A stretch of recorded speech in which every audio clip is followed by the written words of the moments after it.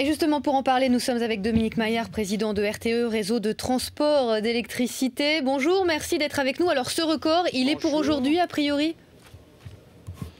Oh, probablement aujourd'hui et d'ailleurs dans les 2 jours qui viennent, puisque nous serons dans des niveaux de température de l'ordre de 10 degrés en deçà des moyennes saisonnières, nous devrions atteindre le soir à 19 h et même peut-être dépasser les 98 000 mégawatts, soit sensiblement plus que les valeurs qui avaient été observées en décembre 2010, où on avait atteint à l'époque 96 700 mégawatts. Quels sont les risques aujourd'hui de pénurie ou de coupure ? Aujourd'hui, sur le plan national, les risques sont très faibles parce que globalement, aussi bien la production nationale que les capacités d'importation qui seront mobilisées sont tout à fait à l'intérieur des marges disponibles et donc nous n'avons pas d'inquiétude particulière de ce côté-là. En revanche, pour 2 régions qui historiquement sont des régions plus sensibles, qui sont en quelque sorte des péninsules électriques, je pense à la Bretagne et à PACA, nous sommes toujours en état de vigilance, même en état de vigilance rouge pour la région PACA, parce qu'au-delà d'ailleurs des conditions de température, il y a quelques éléments qui nous préoccupent sur la disponibilité de certains moyens de production dans la région de Fos, qui peuvent effectivement nous amener à être vraiment dans une situation très tendue. C'est la raison pour laquelle on a émis dans ces 2 régions, en Bretagne une alerte orange et en PACA une alerte rouge, comme on est d'ailleurs amené à le faire régulièrement. Ce n'est pas la première fois qu'on émet des alertes rouges sans que, fort heureusement d'ailleurs, ça ne se traduise par des délestages pour les consommateurs finaux. Alors ce matin, le patron d'EDF se veut rassurant, dit que la production, c'est ce que vous disiez aussi, il n'y a pas de problème. Il met en cause en revanche le réseau RTE. Ça veut dire que c'est votre réseau qui est trop fragile, c'est de là que viennent les problèmes ?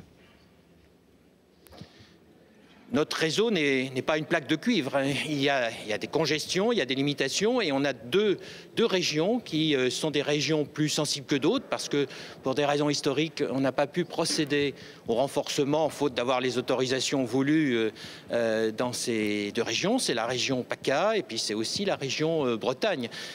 Donc la vulnérabilité, elle est essentiellement liée effectivement aux conditions d'acheminement. Elle est liée d'ailleurs aussi à la disponibilité des moyens de production les plus immédiats.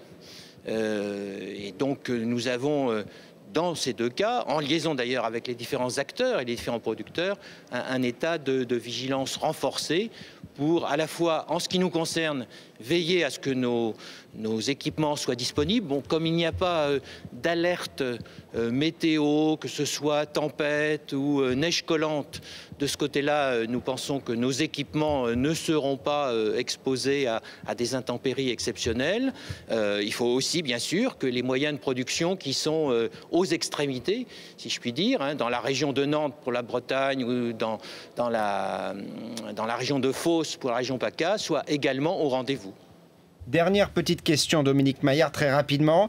Est-ce que vous appelez à un changement de comportement des consommateurs en matière de consommation d'électricité dans les heures qui viennent ? Écoutez, les messages d'EcoWatt pour la région Bretagne et la région PACA sont effectivement des messages d'incitation au report des consommations. Si au lieu de consommer à 19 h pile, un certain nombre d'usages se trouvent reportés soit à 18 h, soit à 20 h même, je dirais une heure suffit, eh bien on se trouve dans des périodes où la demande est beaucoup moins soutenue et par conséquent les conditions d'alimentation seront facilitées. Donc nous réitérons ce message. Nous pensons aussi que sur le plan national, il peut être important d'avoir une sensibilisation et c'est la raison pour laquelle, en liaison d'ailleurs avec l'Association des maires de France, nous avons décidé aujourd'hui de lancer un appel conjoint aux maires pour que dans l'éclairage des bâtiments publics, bien entendu en préservant la sécurité des biens et des personnes, aussi un effort symbolique puisse être fait précisément dans cette période cruciale, 18 h, 20 h. Merci beaucoup Dominique Maillard d'avoir été en direct sur BFM TV et donc on évite de lancer sa machine ce soir vers 18-19 h.